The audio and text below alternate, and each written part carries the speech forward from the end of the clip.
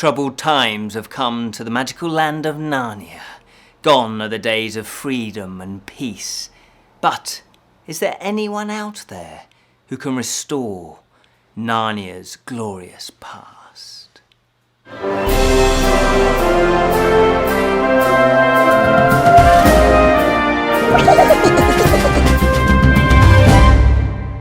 Hello and welcome to the Friday Fantasy Show from the Bottled Imp, exploring the realms of fantasy. My name's Ken Boyd and today we're going to take a look at Prince Caspian, written by C.S. Lewis. Now this is part of the Chronicles of Narnia, 7 books in total, and this was first published by Geoffrey Bles, I think that's how you pronounce it, and it was published in 1951. So that's many moons ago. There's illustrations in here as well, and they are by Pauline Bain. I knew I'd mess it up. Baines. I can't pronounce it. That's terrible. Baines. And they're scattered through. They're not necessarily, well, there's a few full-page ones, but they're normally kind of little ones that scatter through that just add a bit more flavour to the text. Now, I am reviewing these in reading order, which is different from publication order because it kind of jumps about a little bit in terms of time scales. So, let's find out. Let's continue our exploration of the Chronicles of Narnia. Prince Caspian, just what is the setup? What's it all about? What's going on? Well, fear not, I shall tell you.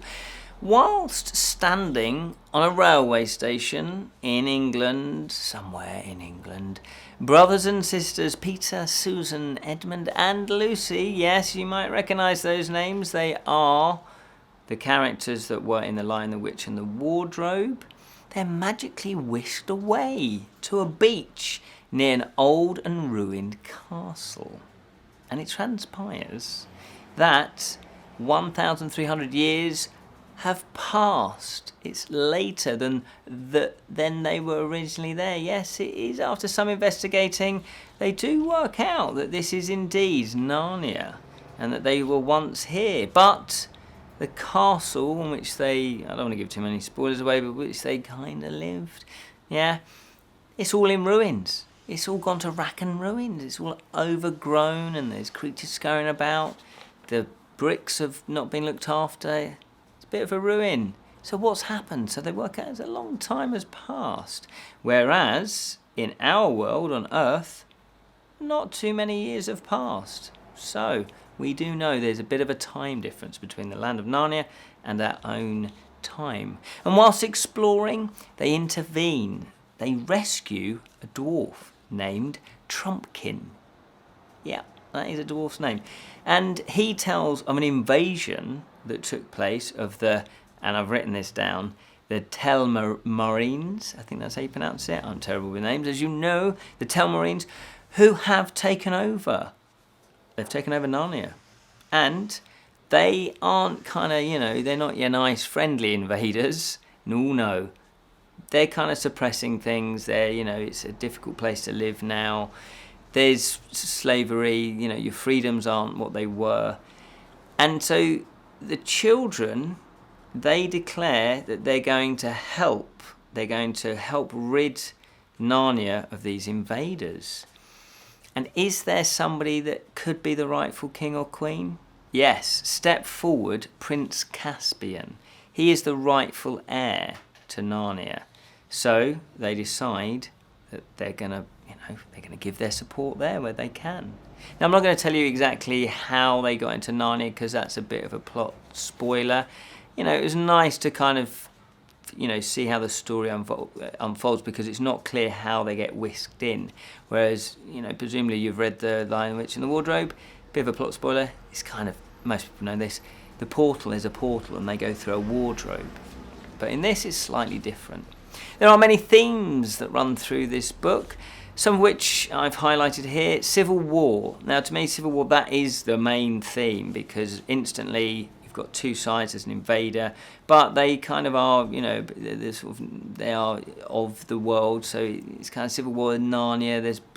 So it's kind of, Narnia is split in two. There's people that want the new king and queen, but there's also people that don't want the new king and queen. There is as I say, it's divided. There's a self-proclaimed, and I think that's the key bit here, self-proclaimed king, and if I can pronounce his name, King Maraz, and also his queen, Pruna Prisma. I think I pronounced that fairly well. Pruna Prisma. Now, they usurped to get the throne. They killed the rightful king.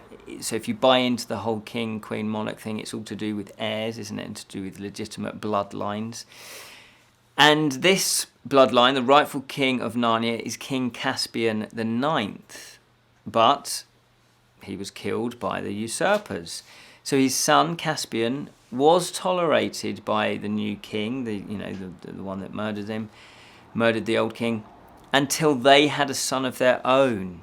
Now, of course, if you're going to say that monarchy runs on bloodline, it's a bit hypocritical of them because they've just usurped. Then they want their own child to be the next king. So there's a bit of a dilemma there. Caspian, he's in danger because, there could be some people that gather around and support Caspian. So kind of he becomes an enemy of the new king and queen. Now he gathers the old Narnians, I think that's how you pronounce it. He gathers them around, he rallies them to fight and support him. Divides the country, divides the people, and it kind of disrupts the peace. Obviously, if you've got a civil war, your day-to-day living is gonna get all shook up, isn't it? It's not going to be a nice place to live, because what happens is then you have to choose. If there's a them and us situation, there's no I'll just get on with my daily life. No.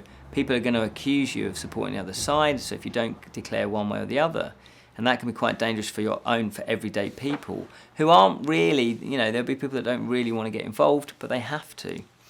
Then we have faith. Faith is a big, strong, not only in this book, but that runs through all of the Chronicles of Narnia. And once again, like the Lion, the Witch and the Wardrobe, faith is fully explored. It's a big central theme. Bless you. Have faith. Every week now. Julian, that your hay fever will go. Yeah. Every week. Yeah. Sneezing season. So faith. Faith is explored. And Aslan is the creator of Narnia, and a little bit of a plot spoiler, he does reappear, and he's the embodiment of faith, and he's a lion. He comes back in the form of a lion. This time, though, there is slight difference. Only Lucy can see him, and he explores faith by asking, well, if no one else has faith, should you keep yours? So if you're saying, I'm seeing this lion and that's faith, it's keep giving me hope and inspiration to keep fighting, to keep moving on, but no one else is saying, well, what are you talking about? We can't see that. Do you go, I must be wrong? Or do you keep your faith? Do you say, no, that's fine. If you don't believe that I'm seeing this, that's fine. But I do, and that's what counts. So it's really challenging your own personal faith. It tests your own personal faith. And in life, that happens. There are things that happen to you that you have no control over. And you think, that's not fair. And if you are a believer in God and faith and a spiritual side, it can test it. It really does test it. So why should you continue to believe? And what drives someone to have faith, even blind faith? If you logically think about religion, does it really make sense? Is there actual evidence of a supreme being, or whatever your God is there actual evidence? Maybe there is, maybe there isn't. And if there isn't, then what drives you to still have that belief and have that faith? And so it's only when a person's faith is restored that they too can see Aslan. So it's kind of like a chicken and egg. There's no proof until you have faith, but why should you have faith unless there's no proof? So it does explore that faith can help in times of need, even if you don't think it does. You still have faith to carry you forward. Friendship. friendship is a big theme in this as well, as you can imagine, and because they're siblings, there's kind of an inbuilt friendship, but there's also an inbuilt rivalry as well. And the one element that Prince Caspian and the supporters need, if they're going to restore Caspian to the throne, is friendship. But also you've got to have belief, haven't you? You've got to have belief, you've got to have faith that you're putting your friendship in the right person. You've got to have trust. You've got to, your cause that you're fighting for, and you could put your life on the line. It's got to be worth it, hasn't it? And friendship is certainly worth fighting for. Without friendship, nothing really can be achieved because, yes, one person can change the world, but sometimes you do need the support of others. And if you think about it, nobody is an island, are they? Everybody has had influences from people. Everybody has had help from people. Everybody's been inspired by people. Equally, you give inspiration, you give help and support to other people throughout your life as well. So nobody's really an island. You need friends. You need that friendship. You need that bond. And that is the one thing that underlines it. It unites them. So even if there's petty squabbles and there's minor things they disagree with, you've still got to have that friendship in order to carry on, especially if you're fighting a war. There is, sometimes friendships can be corrupted. So, you might get traitors in the midst, and that tests friendships as well. And it's not just to do with traitors, it's certain situations, friendships can be tested. So friendships arise where you may not initially be friends, but because of certain situations, friendships can arise and are unexpected. And sometimes they can be deeper because you've gone through peril together, you've gone through danger. Especially if there's a threat, an outside threat, it unifies you and you kind of put your differences aside and you realise actually, we are just the same as each other, and that bond builds. There is also the theme of courage and chivalry. Now, both qualities are needed in order to fight for that cause. Now, courage isn't necessarily always about just charging in, without thinking. You may need courage in different capacities and also chivalry in different, situations as well. And you might not realise you've got courage until it's actually tested, till you need to step up. You might not know that you've got courage and chivalry. But obviously in a life and death situation, that will force these qualities to rise in a person, or it might, force you to face them and realise, well, maybe I haven't got courage. But I guess if it's life or death, you will find that courage, you will dig deep. And it is obviously, it's the bond of friendship, courage and chivalry, that becomes hugely, all that combination becomes a huge, powerful force. So you mix that all in with faith and a restoration of a true religion, I guess, after corruption is complete. And that really is kind of like the unifying theme as well. It's that restoration of a faith. So if you think about it, Lucy, she's the only one that can see Aslan, i.e. faith and the spiritual side and God first, but then when other people believe, it becomes more powerful and then it unifies them and there's a bond, there's a friendship, and they find courage together. And so that faith inspires that courage, inspires that chivalry in people. And so it brings out the best side, your better side. And so there's that restoration, because you can lose faith. Certainly C.S. Lewis in his life, there was aspects of his life where he questioned it. He was a devout Christian and he wrote essays and, I was going to say blogs, but obviously that didn't exist. He wrote essays, published books about faith, devout Christian, but he lost faith for a while. He lost faith, so he went through that. And so this kind of maybe, and I don't know the timings of it, but maybe this was a period where he had gone through losing his faith and then he found it again. And so he just wanted to express that, it's healthy. Challenge it. Challenge your faith. Things will challenge your faith. Situations, people will challenge your faith. But hopefully there's a restoration, especially if your faith gets corrupted, and corrupted for other people's agenda, not necessarily your own benefit. So overall, I really did enjoy this book. I did enjoy it more so than the previous book. I found that the writing seems to be a lot better. It's more consistent, and it's the horse. The Horse and His Boy was the previous book that we reviewed. There seems to be, I don't know, unfamiliar territory for the writer. I don't know. It just didn't quite work. I didn't really care about the characters enough. But with this one, you're back to normal territory. We know about The Lion, the Witch and the Wardrobe. You know, that's normally the way people get into this series. And so you're back on familiar territory, and it feels like that the author was really, really loves these characters and really pays attention to them and wants them to develop and continue to develop and continue to kind of be shaped as children and learn things, and, that transition, that tricky transition from childhood to adulthood. And so it just reflects in the writing. The story isn't quite as good as The Lion, the Witch and the Wardrobe. This is the 4th book, I think, in the series. And so I think what's going to happen is, by the end of all this, The Lion, the Witch and the Wardrobe probably will be the best book. He never intended it to be in a series. So obviously, to try and write more books where you felt like you've maybe covered a lot of stuff in the first book, it's understandable that the other books might not be as good plot-wise or story-wise and character-wise. But that said, the plot is gripping enough and it moves along enough, and there are interesting characters enough to keep you interested. Sometimes, though, it does feel like there's a series of events that happen rather than a structured story. But I think it gets away with that because it's familiar territory. You're going back to a land that you've already explored with characters that you've already explored.